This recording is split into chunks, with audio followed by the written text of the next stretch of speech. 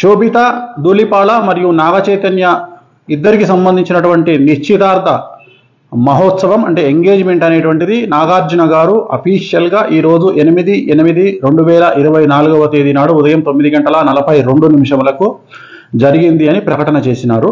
So ఇప్పుడు మనము విశ్లేషిద్దాం. ఇవాళ ఫస్ట్ ముహూర్తం తీసుకుందాం, జాతకాలు పక్కన పెడదాం. నాగచైతన్య, సమంత, శోభితా ధూళిపాల జాతకాన్ని పక్కన పెట్టి ఇవాళ మాత్రమే జరిగినటువంటి ముహూర్తాన్ని విశ్లేషిద్దాం. ఇది బేసిక్ గల్లీలో ఉండే జ్యోతిష్యుడైనా చెప్పగలుగుతాడు. సో దీనికి వేణుస్వామి లాంటి జ్యోతిష్కుడు అవసరం లేదు. ఎవరైనా బేసిక్ హిందూ మతం తెలిసి శాస్త్రం తెలిసిన వాళ్ళు చెప్తారు. ఈ రోజు జరిగినటువంటి ముహూర్తము ఉత్తరా నక్షత్రంలో జరిగినటువంటి ముహూర్తము. ఈ రోజు ఉత్తరా నక్షత్రం ఉంది. ఇవాళ పొద్దున 9:42 సో ఈ రోజు జరిగినటువంటి ముహూర్తం ఉత్తరా నక్షత్రము. అలాగే లగ్నం వచ్చి ఇవాళ కన్యా లగ్నం అయింది. మన ముహూర్తం కనుక తీసుకున్నట్లయితే ఇది ముహూర్తము. సో ఇది కన్యా లగ్నం అయింది.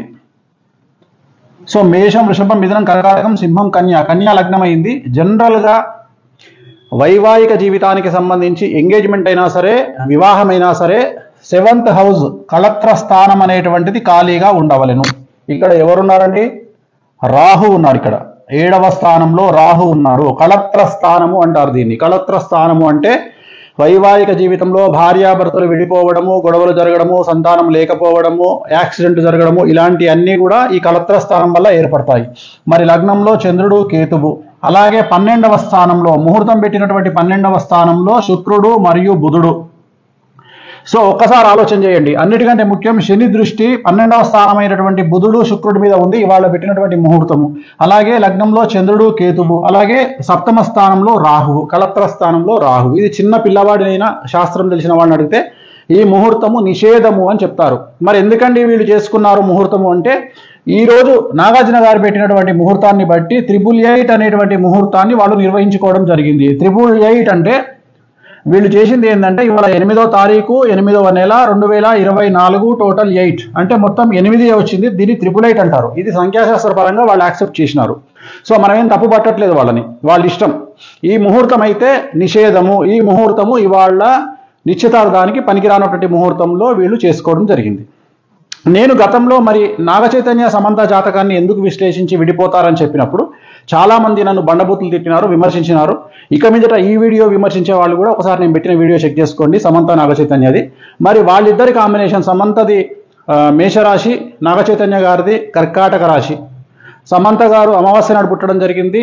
శోభిత ధూళిపాలది ధనుస్సు రాశి, ఆమె కూడా అమావాస్య నాడు పుట్టడం జరిగింది. ఇక శోభిత ధూళిపాల నాగచైతన్య ఇద్దరి కాంబినేషన్. సమంత ఆల్రెడీ మనం సమంత నాగచైతన్య నేను క్లారిటీ ఇవ్వడం జరిగింది, విడిపోతారని చెప్పడం జరిగింది. పెళ్లి జరిగినప్పుడు కాదండి, ఇలాగే ఎంగేజ్మెంట్ జరిగిన తర్వాతనే నేను చెప్పడం జరిగింది విడిపోతారని. ఎంగేజ్మెంట్ జరిగిన తర్వాత గుర్తుంచుకోండి, నేను పెళ్ళైన తర్వాత చెప్పలేదు, ఎంగేజ్మెంట్ కాగానే చెప్పాను వాళ్ళు విడిపోతారని. అలాగే ఇప్పుడు వీళ్ళ గురించి జాతకాన్ని విశ్లేషిస్తా ఉన్నా. దయచేసి ఎవరు కూడా నెగిటివ్గా అర్థం చేసుకోవద్దు, అందరూ కలిసి ఉండాలనేది నా కోరిక. కానీ కొన్నిసార్లు మనం మంచి కోసం చెప్పడానికి ప్రయత్నం చేస్తాం. ఎందుకు తెలిసి ఒక రాంగ్ స్టెప్ వేస్తారనే ఉద్దేశంతో చెప్పడం జరుగుతుంది. ఇక్కడ గుర్తుంచుకోవాల్సింది శోభితా ధూళిపాలది ధనుస్సు రాశి, అలాగే నాగచైతన్యది కర్కాటక రాశి. ఒకసారి కాంబినేషన్ చూడండి. కర్కాటకం, సింహం, కన్యా, తుల, వృశ్చికం, ధనుస్సు 6, ధనుస్సు, మకరం, కుంభం, మీనం, మేషం, వృషభం, మిథునం, కర్కాటకం 8. సో 6:8 అయిపోయింది. షష్టాష్టకాలు, ఇద్దరి జాతకంలో షష్టాష్టకాలు. అలాగే ఇద్దరి జాతకం, సమంత జాతకాన్ని అలాగే శోభితా ధూళిపాల జాతకాన్ని విశ్లేషిస్తే మీరు అబ్జర్వ్ చేశారో లేదో, ఇద్దరి జాతకాల్లో కూడా శని దృష్టి అనేటువంటిది కుజుడి మీద ఉంది. ఇక్కడ కూడా చూడండి, శోభితా జాతకంలో శని దృష్టి అనేటువంటిది కుజుడి మీదనే కాదు, శుక్రుడి మీద, గురువు మీద ఉంది. సో వీరి జాతకంలో 2027 నుండి సమస్యలు ఉండే అవకాశం ఉంది. 2027 వరకు సో బాగానే ఉంటుంది వ్యవహారం. 2027 నుండి వైవాహిక జీవితంలో సమస్యలు అనేటువంటి ఏర్పడతాయి.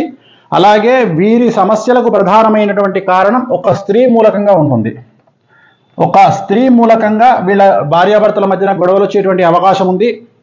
సో వీళ్ళ జాతకంలో నా అల్టిమేట్ స్టేట్మెంట్ ఏంటంటే, శోభిత ధూళిపాల మరియు నాగచైతన్య జాతకంలో షష్టాష్టకాలైనాయి. మీరు కావాలంటే చూసుకోండి, షష్టాష్టకాలైనాయి. ఆ ఒకటే కాదు, పర్సనల్ జాతకాలు కలవకపోవడమే కాదు, ఇవాళ పెట్టినటువంటి ముహూర్తం కూడా మంచి ముహూర్తం కాదు.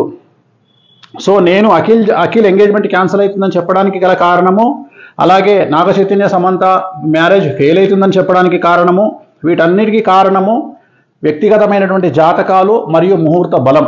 అంతే తప్ప నాకు వ్యక్తిగతంగా ఎవరి మీద ద్వేషం అనేటువంటిది ఉండదు. దయచేసి ఈ విషయాన్ని అర్థం చేసుకోండి. నేను ఒక జ్యోతిష్కుడిగా మంచి కంటే కూడా చెడు చెప్తే జాగ్రత్త పడతారు అనే ఉద్దేశంతో చెప్తా ఉన్నా. ఇప్పుడు కూడా చెప్పడానికి గల కారణాలు ఏమిటి అంటే, అట్లీస్ట్ వీళ్ళు ఏమైనా నివారణ కార్యక్రమాలు మీకు సంబంధించినటువంటి మీ జ్యోతిష్యులను మీ పండితులను కనుక్కొని ఏ దేవాలయంలోనైనా వీటి నివారణ కార్యక్రమాలను మీరే జరిపించుకోండి. పెళ్లికి ముందు జరిపించుకోండి. 10 కాలాల పాటు పిల్లా పాపలతో హాయిగా ఉండండి. అలాగే నా జ్యోతిష్యం ఫెయిల్ కావాలని కోరుకుంటున్నా. వీళ్ళకి సంబంధించిన జ్యోతిష్యం నేను చెప్పింది ఫెయిల్ కావాలని కోరుకుంటున్నా. ఆ వెంకటేశ్వర స్వామి అన్న దయతో వీళ్ళు నేను చెప్పిన జాతకం ఫెయిల్ కావాలని మరీ కోరుకుంటున్నా. ఎందుకంటే నా సక్సెస్ కంటే కూడా వాళ్ళ సక్సెస్ ముఖ్యం. కానీ వాళ్ళ జాతకంలో ఖచ్చితంగా కళత్రం అనేటువంటిది కనిపిస్తూ ఉంది. కళత్రం అంటే విడిపోవడము. కళత్రం అంటే విడిపోవడము. 7th హౌస్లో రాహు ఉన్నాడు, అలాగే లగ్నంలో కేతు ఉన్నాడు. చిన్న పిల్లవాడినట్టుగా చెప్తారు, ముహూర్తం తప్పు. అలాగే వీళ్ళ కాంబినేషన్ షష్టాష్టకాలైన శోభితాది మరియు నాగ చైతన్యది. ఒక విషయం చెప్పాలంటే, సపోజ్ మీరు అడిగారు అనుకోండి, గురుగారు మీరు మీకు తెలిసి ఎన్ని మార్కులు వేస్తారండి ఒకవేళ నాగ చైతన్యకు Samantha combination plus Naga Chaitanya Sobhita Dhulipala combination అని మీరు అడిగితే నేను క్లియర్గా చెప్తున్నా, చైతన్య సమంత 100కి కనీసం ఒక 50 మార్కులు వేయచ్చు. చైతన్య శోభిత 100కి 10 మార్కులు కూడా వేయలేను. అలాగే సమంత జాతకం 100% బాగుంది ఇండస్ట్రీ పరంగా తీసుకుంటే. అలాగే శోభిత జాతకం తీసుకుంటే 20% బాగుంది కెరియర్ పరంగా నేను చెప్పేది. సో ఓవరాల్గా తీసుకుంటే నేను అడిగేది ఏంటంటే, నేను చెప్పదలుచుకున్న పాయింట్ ఏంటంటే, నాగ చైతన్య కాంబినేషన్ ఆఫ్ శోభిత 100కి 10 మార్కులే, అండ్ నాగ చైతన్య సమంత 50 మార్కులు. సో ఇంత 50 మార్కులు వేసినటువంటి వాళ్ళే విడిపోయారంటే, మరి కాంబినేషన్ ఆఫ్ సమంత నాగ చైతన్య శోభిత కాంబినేషన్లో మరి నేను 10 మార్కులు వేస్తున్నా 100కి అంటే ఇంకెంత ప్రభావం ఉందో చూడండి. ఎందుకంటే శోభిత జాతకంలో చాలా ఎక్స్ట్రీమ్ ప్రాబ్లమ్స్ కనిపిస్తూ ఉన్నాయి. సో ఒక స్త్రీ మూలకంగా వీళ్ళ జాతకంలో వీళ్ళు విడబాటుకు గురయ్యే అవకాశం ఉంది. అలా జరగొద్దని కోరుకుంటా ఉన్నా. నేనే ఓడిపోవాలి, నా జాతకమే ఫెయిల్ అవ్వాలని కోరుకుంటా ఉన్నా. అలాగే స్వయం ప్రకటిత యూట్యూబ్ మేధావులు, స్వయం ప్రకటిత యూట్యూబ్ జర్నలిస్టులు గుర్తించాల్సింది ఏంటంటే, ఇదే నాగ చైతన్య సమంత విడిపోతారని నేను ఎంగేజ్మెంట్ అప్పుడు చెప్పాను. ఇప్పుడు కూడా మళ్ళీ వీళ్ళు కూడా విడిపోతారని చెప్తా ఉన్నాను. సో నన్ను విమర్శించే ముందు నేను చెప్పిన వీడియో ఒకసారి చూసి, సమంత గురించి నాగ చైతన్య గురించి చెప్పిన వీడియో చూసి మీ స్వయంక్రటిత మీ మేధావితనానికి పరిపెట్టుకోండి. సో వీళ్ళైతే విడిపోవద్దని కోరుకుంటా ఉన్నాను నేను. అండ్ ఇంకా నేను చెప్పాల్సింది చెప్పాను. 100% వీళ్ళకు విడాకులు అనేటువంటివి కనిపిస్తూ ఉన్నాయి. 2027 తర్వాత వివాహం అవుతుందా అవ్వదా ఏమవుతుంది అవన్నీ క్వశ్చన్ మార్కులే. బట్ ఫైనల్గా చెప్పదలుచుకుంది మాత్రం ఖచ్చితంగా ఎడబాటు అనేటువంటి ఉంటుంది ఇద్దరి మధ్యలో, శోభిత అండ్ నాగ చైతన్య మధ్యలో. ఇక యూట్యూబ్ మీమర్స్ ట్రోలర్స్ ఎంజాయ్, మీ పని మీరు ప్రారంభించండి, క్రియేటివిటీ చూపించండి, మంచి పద్ధతిలో చాలా కొత్తగా కామెంట్ చేయండి. ఓం నమో వెంకటేశాయ.